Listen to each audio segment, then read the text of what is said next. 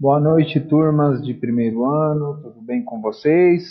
Após um longo e tenebroso aí período, que nós ficamos aí com as atividades para fazer, voltamos à nossa videoaula para fecharmos mais uma parte dos compostos orgânicos.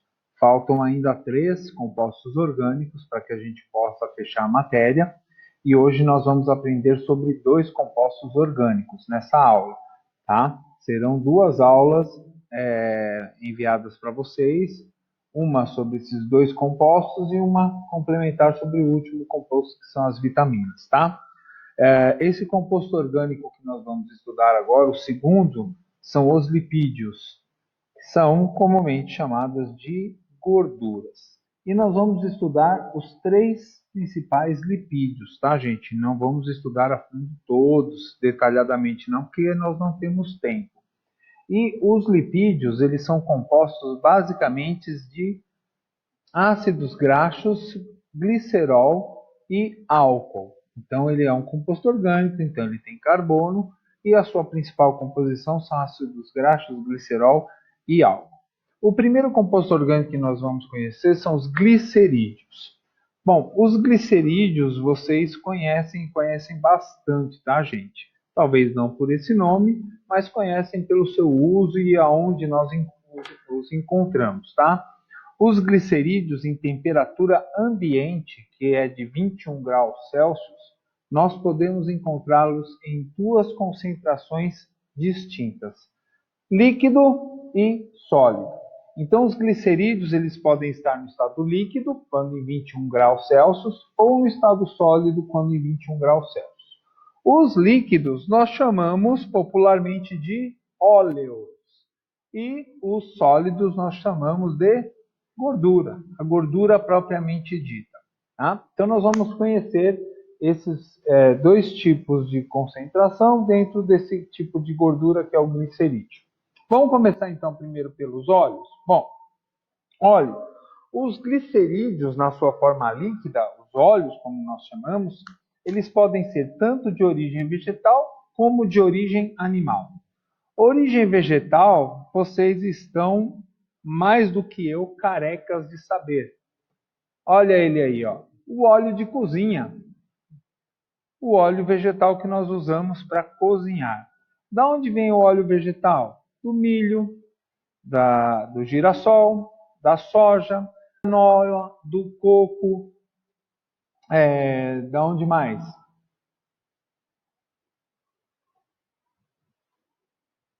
Da castanha, né?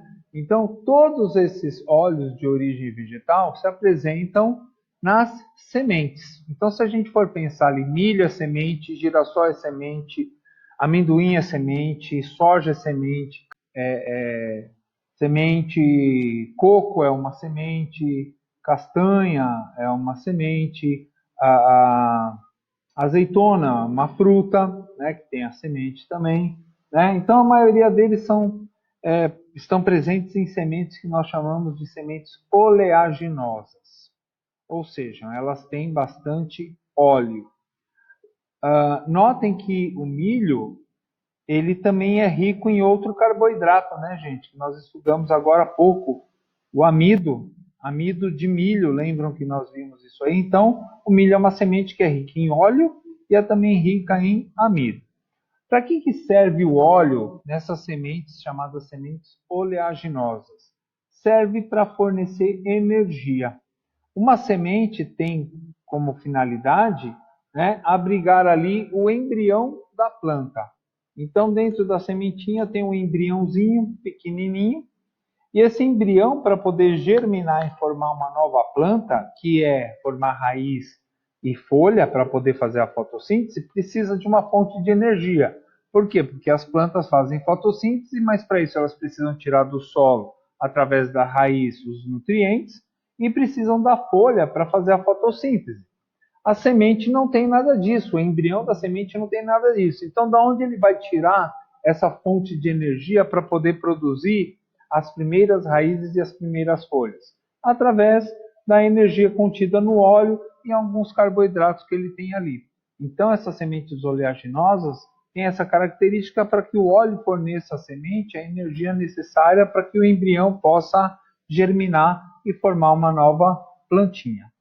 O óleo de origem animal, nós temos aqui como exemplo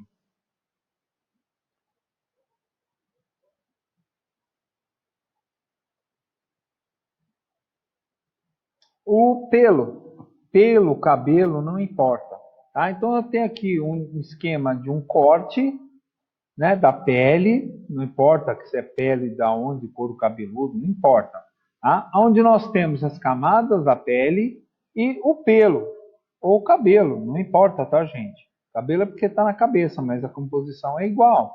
Então nós temos aqui a estrutura do pelo e lá no final da derme nós temos o bulbo capilar, né, onde o pelo nasce, e aqui, ó, a glândula sebácea. A glândula sebácea é uma glândula que produz um óleo chamado sebo. Esse sebo ele é jogado na base do pelo para hidratar e impermeabilizar o pelo, protegendo ele, né, para que ele dure mais. Tá? Então, a nossa glândula sebácea ela tem a função de produzir esse óleo chamado de sebo, que em excesso causa a seborreia, que a gente conhece, né? Acúmulo de resíduo, de sujeira, de micro-organismos que podem danificar o bulbo capilar, causar queda de cabelo, tudo mais. Tá? O pelo precisa estar bem hidratado e impermeabilizado, porque ele é muito importante para os animais. Para a gente, ele perdeu essa função, né? O cabelo virou uma coisa estética, e o pelo perdeu a função. Por quê? Porque nós não precisamos mais de pelo para nos aquecer ou nos manter mais fresquinhos, porque a gente evoluiu. Mas os outros animais precisam do pelo, tanto para esquentar, como para manter o corpo refrigerado, proteger do calor. Ele tem as duas funções. E também o pelo serve para que o animal evite se machucar, né? Então é uma proteção que nós conferimos ao nosso corpo através da roupa. Tá? Outro exemplo de óleo de origem animal, que eu não coloquei aqui, são as aves, principalmente as aves aquáticas, que tem uma grande quantidade, a maioria delas tem, tá, gente? Mas as aves aquáticas têm uma grande quantidade de óleo nas penas que elas passam toda vez que elas estão cuidando das penas. Então, se você prestar atenção em algumas aves, principalmente pato, assim, esses que ficam em grande tempo dentro d'água, toda hora eles estão colocando o bico na base da cauda e depois se esfregando ali nas penas do corpo. É ali na base da cauda dele que tem uma glândula que solta um óleo, e esse óleo ele vai passando nas penas, e aí evita que a pena fique molhada, porque se molha a pena, ele fica pesado, ele afunda e morre afogado. Né? Então o óleo tendo uma densidade diferente da água, ele garante com que o animal fique flutuando e não molhe as suas penas. Tá? Então tem também esse exemplo de óleo de origem animal. Bom, e as gorduras? As gorduras, elas praticamente, no estado temperatura ambiente, elas se apresentam no estado sólido, tá? E são de origem animal. Aí você fala assim, não, professor, mas eu conheço a gordura vegetal e ela é sólida, ela é dura. Né? Você usa em receitas. Sim, ela é dura, mas se você for ver, ela não está em temperatura ambiente, ela está no refrigerador. Então, ela está no estado sólido porque você baixou a temperatura dela. Se você pegar essa gordura vegetal que está no estado sólido, ela não está em temperatura ambiente. Se você deixar ela no estado, né, margarina, essas coisas assim, deixar fora da geladeira, ela começa a ficar líquida, tá bom? Então, a gordura de origem animal. Bom, essa gordura de origem animal, né, está presente no nosso tecido adiposo, também chamado de tela subcutânea. Então, o tecido adiposo ele está localizado abaixo da nossa derme, então nós temos a epiderme, abaixo da epiderme nós temos a derme, e abaixo dessa derme nós temos a tela subcutânea ou tecido adiposo. Então ele fica localizado abaixo da pele e ao redor de órgãos, que nós chamamos de gordura visceral, ou seja, a gordura que fica nas vísceras. E qual é a função do tecido adiposo? Tá? É ali, ó, isolante térmico. Então, se você olhar alguns animais que vivem em regiões muito frias, como por exemplo animais que vivem no Polo Norte ou no Polo Sul, ou nas proximidades, acima dos trópicos ou abaixo dos trópicos, eles, seja no Polo Norte ou Polo Sul, né, hemisfério Norte ou hemisfério Sul, são animais que têm uma grossa camada de gordura. As baleias, as focas, né, os pinguins, os ursos polares. Por quê? Porque a gordura serve como isolante térmico para evitar com que o animal perca calor ao ambiente e morra por hipotermia. Outra função, fonte de energia. Então, a gordura, ela serve também como fonte de alimento para os animais que hibernam ou jejuam por longos períodos. Para a gente também serve. Nós não hibernamos, mas podemos fazer um jejum. Né? Eu já vou falar de jejuns que são errados e você pode se dar mal com isso. Então, se você for olhar o urso polar, por exemplo, está lá no Polo Norte. Na primavera, que dura de 4 a 5 meses, ele tem uma grande quantidade de alimento, que são as focas, que viajam para lá, né, na época de calor, onde o gelo derrete. Durante esse período, o animal come bastante. Por quê? Porque na hora que vem o inverno, que dura também 4 a 5 meses, fica tudo congelado, escurece e fica tudo congelado. Então as focas não tem para onde, né, sair da água, então elas vão embora, descem para o hemisfério mais abaixo, mais para o calorzinho, e congela tudo. Então o urso fica sem alimento. O que ele faz? Ele vai dormir, hibernar, baixa o metabolismo dele, e ele consome essa gordura vagarosamente durante esse período em que ele não tem alimento. Então, isso acontece em animais que hibernam, então serve como fonte de energia. Do jejum eu já vou falar, dar o nosso exemplo aqui, tá, gente? E também serve como amortecedor contra choques mecânicos, impactos e quedas. Então a gordura tem uma função de evitar com que haja uma deterioração no tecido abaixo dela. Então você machuca a pele e tudo mais, mas você evita estragos maiores em órgãos porque eu tenho uma camada de gordura ali protegendo. Bom, essa aí é a célula de gordura do nosso tecido adiposo. Então, notem que as nossas células de gordura, elas nascem de outras células de gordura, mas elas nascem assim, ó, pequenininhas, com a estrutura nuclear, o núcleo, que vocês vão conhecer mais a fundo aí no segundo bimestre, e as estruturas internas dessa célula. À medida que você vai comendo alimentos calóricos, ricos em açúcar excedente ou ricos em gordura, essa célula vai desempenhando a função dela, que é fazer o quê? Ó? Guardar a gordura, que é o que está em amarelo aqui. Ó. E ela vai inchando, aumentando de volume, até ficar uma estrutura bem grande, como uma bexiga cheia de gordura. A estrutura celular é toda exprimida e o resto é acúmulo de gordura. Essas células do nosso tecido adiposo, elas vão se multiplicando à medida que você vai oferecendo maiores e maiores quantidades de alimentos calóricos. E ele vai se amontoando aonde? Embaixo do tecido adiposo e ao redor de órgãos. Então, vai aumentando a gordura, principalmente na região aqui do nosso abdômen, que é onde o nosso corpo mais guarda gordura. No nosso abdômen e nas mulheres, além da região abdominal, a região dos quadris, né, onde forma o culote ali, né, e na região das pernas. Então, aumenta a quantidade desse tipo de gordura, que é a gordura do tecido adiposo. E essa gordura está ali porque o nosso corpo quer armazenar o que você está oferecendo para ele, porque essa é uma forma, né, antiga dos nossos ancestrais de ter uma reserva energética, já que o homem primitivo ele não se alimentava todo dia. Ele se alimentava uma vez por semana, 2 vezes por semana. Então ele tinha que ter uma reserva energética extremamente rica em gordura para queimar essa energia quando ele estivesse em jejum, ou seja, quando ele não conseguisse uma caça, quando ele não conseguisse alimentos calóricos. Então, a gente tem essa herança aí primitiva, né, dos meus ancestrais, de reservar essa gordura. O problema é que hoje, graças a Deus, a grande maioria de nós não fica, né, vários dias sem se alimentar. Nós podemos ter uma alimentação mais precária às vezes, mas nós não ficamos sem comer.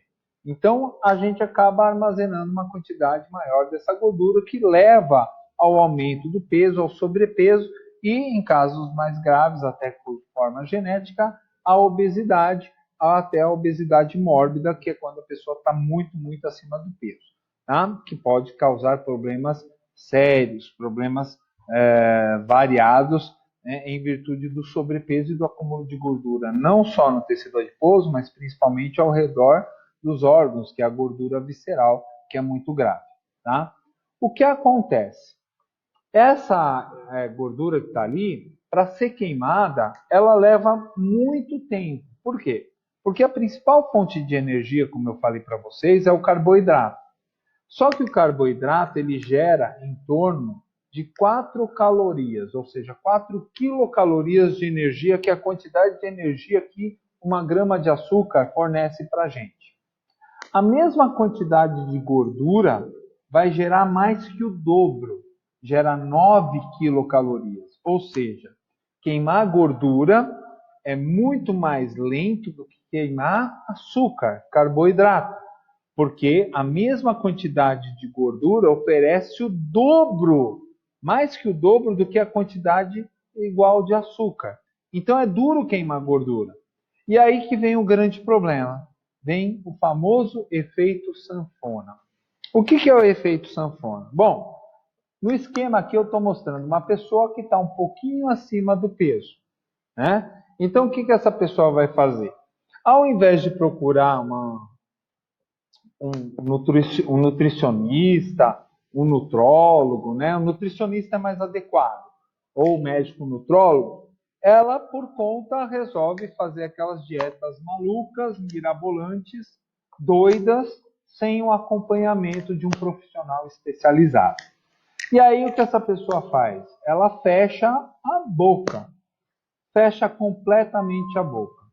Corta carboidrato total, corta um monte de gordura, corta tudo. Vai ali, bolacha, água e sal, que ainda tem gordura, né? Ou até pior, né? E aí o que acontece? Esse jejum forçado de fechar a boca é ruim por quê? Porque essas células aqui, elas não somem quando você faz um regime, uma dieta radical. Elas vão apenas perdendo a gordura interna. Então, o processo que você está vendo aqui dela encher é o inverso, ela começa a esvaziar. E aí, quando ela começa a esvaziar, porque você está consumindo a gordura, só que isso é ruim, porque ao mesmo tempo que você consome gordura, você consome proteína, principalmente de origem muscular. Então, começa a queimar músculo, perdendo massa magra, que é boa, e perdendo também a massa gorda, que é ruim, que é o seu objetivo. E aí o que acontece? Você começa a perder volume, mas você não perde a célula que está te deixando daquele jeito. Ela só esvazia como uma bexiga. E aí o que acontece? Você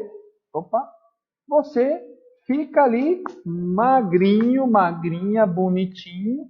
Por quê? Porque você perdeu volume, mas perdeu massa magra, principalmente muscular. E aí o que acontece? Você dá uma voltada à alimentação. Você volta a comer um pouco melhor, satisfazer ali os seus desejos de comida mais calórica, tal. E aí o que acontece? Por uma herança, as nossas células que estão ali agora murchinhas, quando percebem que você está repondo a alimentação calórica, elas começam a encher novamente. Elas não sumiram, elas estão lá. Então o que acontece? Elas começam a se encher novamente. Mas elas estão tão preocupadas com vocês que o que elas vão fazer? Além de encher novamente, né? Então a bexiga esvaziou, perdeu volume. Agora ela encheu de novo. Só que você deu um susto tão grande nela, né? Porque você perdeu peso muito rápido. Então, o seu corpo está entendendo que você passou fome. Você passou fome porque quis, mas as suas células não sabem que você passou fome porque quis. Então, o que elas fazem? Elas falam assim, pelo amor de Deus, eu vou dar um jeito de garantir que essa pessoa não sofra mais com isso. Quase foi pro beleléu, olha, ficou quase nada de célula aqui. Então vamos dar um jeito para ajudar essa pessoa. O que essas células fazem? Além de se encher novamente, elas começam a se multiplicar muito mais rápido. Ou seja, você aumenta a quantidade de células de gordura. E essas células começam a se multiplicar e a encher também. Então o que acontece? Você tinha lá uma porcentagem de célula, essa porcentagem duplicou ou triplicou e se encheram de gordura também. Resultado, você volta a ficar com peso além do peso que você já estava. Por isso que nós temos aqui o antes, o depois e o depois do depois. Então você volta a engordar muito mais. Por isso que é importante você ter uma reeducação alimentar para perder o peso lentamente, é a médio e longo prazo, não se faz de um dia para o outro, tá? Então, você vai perceber que no começo é um pouquinho mais rápido, depois vai mais lentamente, mas o processo é esse, para que não haja um problema de voltar a engordar. Tá? Inclusive, se você faz uma lipoaspiração, né, lipo é gordura, aspiração, aspirar a gordura. Se você faz uma lipoaspiração, você sim está removendo gordura, você está removendo grande quantidade de células. Mas você tem que também fazer uma reeducação alimentar para que essas células que foram removidas não voltem a se multiplicar. Então você tem que manter padrão energético dentro de um gasto contínuo, né? Repondo esse gasto energético para que as suas células não sintam a necessidade de se multiplicar e você voltar a ganhar peso. Então, sempre que você faz um tratamento, seja uma dieta acompanhada por um profissional, seja uma lipoaspiração, seja uma redução de estômago, uma cirurgia bariátrica, você tem que fazer um acompanhamento para que o seu organismo não volte a ficar do jeito que estava antes. Bom, próximo lipídio que nós vamos conhecer são os cerídeos. Cerídeo, o nome lembra o quê? Ceras, os lipídios mais simples que existem. Bom, os cerídeos também podem ser de origem vegetal e origem animal. Origem vegetal, olha aí uma palmeira, uma carnaubeira, tá? Uma planta conhecida bastante no semiárido. E essa planta é um bom exemplo, por quê? Porque as plantas do semiárido, de regiões muito quentes, ou que chove muito pouco, não podem se dar ao luxo de perder água. Apesar de vocês acharem que não, as plantas também transpiram, elas perdem água. E no ambiente muito seco, elas não podem perder um dos principais ingredientes para elas.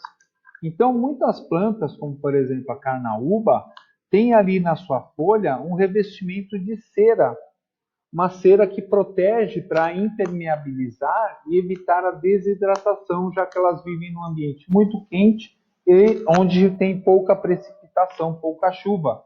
Inclusive, muitas pessoas utilizam as folhas da carnaúba para lustrar os móveis, tá? Porque tem bastante cera. Então, o pessoal pegava a folha de carnaúba e esfregava nos móveis para dar um lustro ali, preservar mais o móvel, a madeira, tá, gente? Outro exemplo aqui, ó. A manga. A manga é uma fruta. Ao contrário da fruta seca, que tem a semente dentro de uma vagem, por exemplo, né, como a soja, a fruta carnosa, como a manga, ela tem grande quantidade de água e dentro tem a semente. E a água é fundamental para que essa semente possa germinar.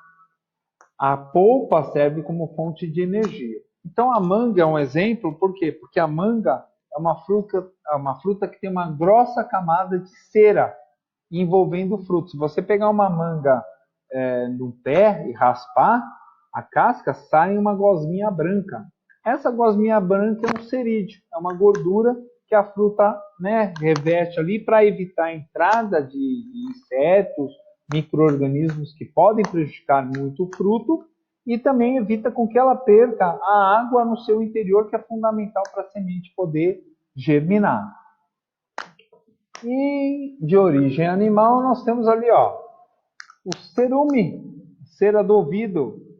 Então, nós temos células ali logo juntas ao canal auditivo que secretam um líquido que, em contato com o ar, temperatura diferente, se solidifica e vira cera. A cera do canal auditivo ou do conduto auditivo serve para quê?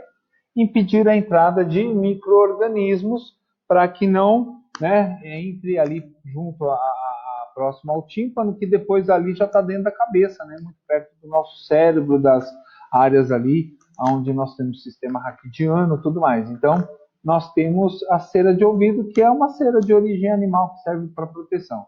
E temos ali também a cera da abelha, que muita gente usa como uma forma alternativa de natural, medicinal, tal, que é produzida pela abelha, que é um animal também. Então, de origem animal, nós temos esses dois exemplos aí que funcionam bem, tá bom? O último lipídio que nós vamos conhecer são os esteroides, lipídios que têm o formato de disco. Os esteroides são muito importantes. Nós temos um principal esterol, que é o colesterol. Todo mundo conhece o colesterol, tá? Então, é o principal esteroide dos seres vivos, no caso, o ser humano. O colesterol, como é conhecido, tem dois tipos, o LDL e o HDL. LDL e HDL é uma sigla para baixa densidade lipídica e alta densidade lipídica. O LDL é o lipídio de baixa densidade, que a gente chama de colesterol ruim. É aquele que nós adquirimos através de uma alimentação e que é processado dentro do nosso organismo e que causa problemas graves, como a arteriosclerose, que a gente já vai conhecer, que leva ao infarto, que leva ao AVC. E temos o HDL, que é o colesterol de alta densidade. Esse é o colesterol bom que a gente fabrica no processo metabólico das nossas células, que é o que a gente chama de HDL. Então, LDL, colesterol ruim, e HDL é o colesterol bom. Tá aqui, ó, tá? Bonitinho, uma sigla HDL e LDL, porque é em inglês, tá, gente? É uma sigla em inglês, tá? Então, como é que funciona isso aí? As funções do colesterol, basicamente, são duas. Primeiro, ele faz parte da composição da membrana plasmática das células. Vocês vão conhecer a fundo a membrana plasmática no segundo bimestre e o que ela faz.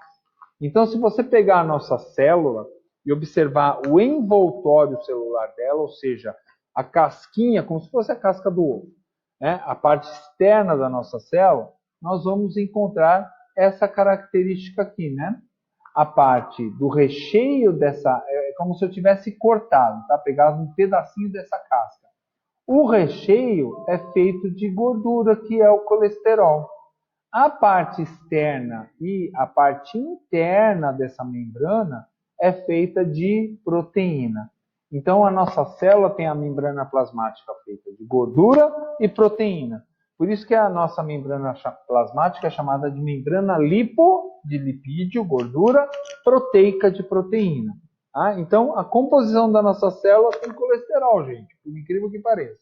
E ele também é precursor dos hormônios sexuais e das suprarrenais, que são glândulas que ficam acima dos rins, que hoje nós chamamos de adrenais. Precursor significa que são fundamentais para que você produza os hormônios sexuais, tanto masculino, que é a testosterona, como feminino, que é o estrógeno e a progesterona. Esses hormônios sexuais são aqueles hormônios que conferem as características sexuais secundárias em homem e mulher. Ou seja, a característica sexual primária é quando define o útero se você vai ser homem ou se você vai ser mulher. Tá? Então, essa é a característica primária, homem e mulher. Característica sexual secundária é o hormônio testosterona que transforma o corpo do menino em corpo de homem, né? Produzindo espermatozoide, mudando o formato do pênis, crescendo a musculatura, ossos, voz, e na mulher o estrógeno e a progesterona, que trabalham ali, principalmente estrógeno, né? Transformando o corpo da menina em corpo de mulher, aumentando a largura do quadril, aumentando os seios, começando a menstruação, né? Todo esse processo de transformação do corpo da menina em corpo de mulher, são os hormônios sexuais. E as suprarrenais são hormônios como, por exemplo, a adrenalina, o hormônio cortisol, que está relacionado ao sistema imunológico, tá? Entre outras coisas, tá bom? Essa é a função do colesterol. Além disso, né, como eu já falei, isso é um texto que já está explicando, tá bom, gente? Depois vocês vão ter ele bonitinho. Tá? O maior problema é a arteriosclerose, causada pelo acúmulo de gordura, né, nos vasos sanguíneos, principalmente as artérias. Por isso que chama arteriosclerose. Então, para explicar a arteriosclerose, eu tenho um videozinho aqui, ele vai estar sem som, apesar que ele sai aqui para mim. Deixa eu ver se eu consigo dar o esquema aqui, não sei, peraí.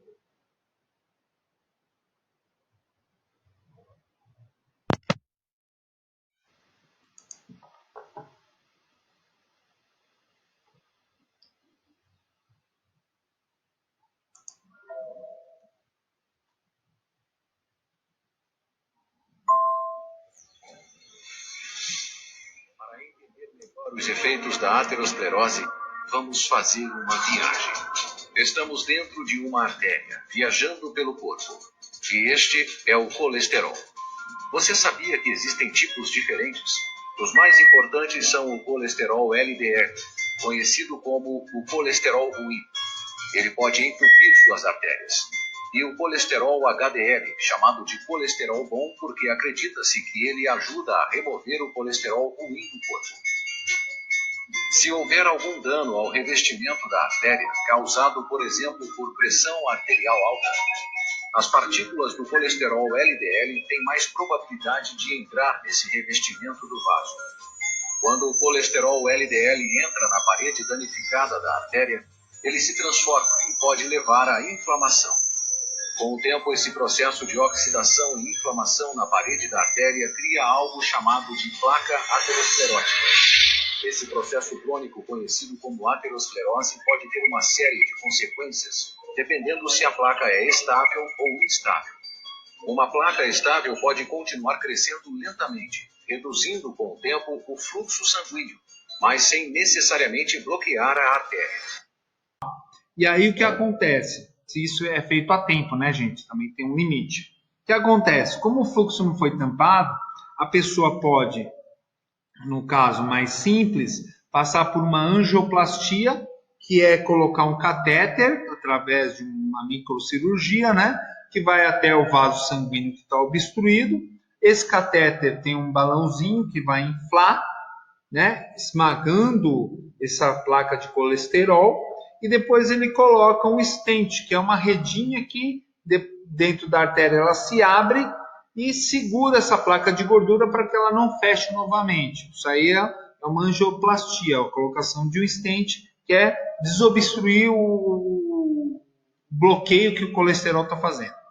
Quando o vaso foi danificado por essa ação de gordura, a angioplastia não funciona. Então você tem que fazer o quê? Você tem que fazer uma ponte de safena.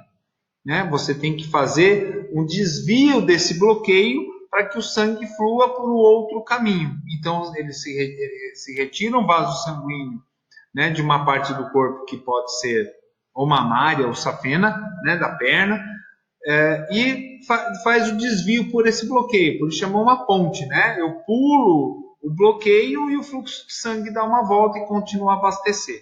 Tá? O problema é quando a placa estável pode se transformar em placa instável, que é o que vai acontecer no vídeo aí. Mas às vezes mesmo uma pequena placa pode se tornar instável e se romper, expondo o seu conteúdo. Isso é muito mais perigoso que uma placa estável. Se houver a formação de um coágulo, ele pode bloquear totalmente o fluxo de sangue. Aí o que aconteceu? Houve a liberação desse acúmulo de colesterol dentro do vaso, como se fosse um rompimento da artéria. O que acontece? As nossas células de defesa vão entender aquilo como algo que não poderia estar acontecendo. E aí, as plaquetas, junto com os agentes coagulantes, fibrinogênio, que vocês vão conhecer mais para frente, quando eu falar de vitaminas, tá? Essas proteínas, elas começam a formar um coágulo. E as plaquetas liberam essas coisinhas aqui brancas, que são fibrina. Elas formam uma rede dentro da artéria. E essa rede, ela vai trabalhar segurando as hemácias, que são os glóbulos vermelhos que vocês estão vendo aí. E quando ela faz isso, começa a represar e forma o coágulo. Essas células sanguíneas grudam umas nas outras e formam o coágulo. É como se a gente estivesse fazendo um machucado. Quando a gente se corta, não forma aquela casquinha, só que isso acontece dentro do vaso sanguíneo. E ocorre a formação desse coágulo que faz o bloqueio. E quando bloqueia, o sangue para de fluir. Então o que acontece? Para de circular sangue, o coração para de receber o sangue, o coração morre. Esse aí é o chamado infarto agudo do miocárdio, ou o infarto fulminante, que é aquele que para a circulação, a pessoa morre e não tem o que fazer. É praticamente uma morte instantânea, não tem como socorrer. Por quê? Porque o fluxo sanguíneo parou de uma vez, o coração parou de receber oxigênio, ele morre. Os efeitos podem ser imediatos. Um bloqueio em uma artéria que leva o sangue ao coração pode causar um infarto do miocárdio. Um bloqueio em uma artéria que leva sangue ao cérebro pode causar um AVC. Perfeito, gente? Então, essa aqui foi a aula de lipídios. Tá? Eu vou fazer em 3 partes para ficar bem fácil de entender para você pesquisar, mas vocês vão receber as 3 aulas essa semana. Tá? Essa semana foi entrega de atividade e vai receber a aula para ter uma semana de aula, e na semana que vem você recebe a atividade para outra semana. O tempo está bem espaçado, dá tempo para entender tudo com calma, tá? Até para vocês fazerem aí o simulado que está chegando, que é a atividade de todas as disciplinas, tá, gente? Então, por hoje é só, e a próxima aula é de vitaminas, de proteínas, tá?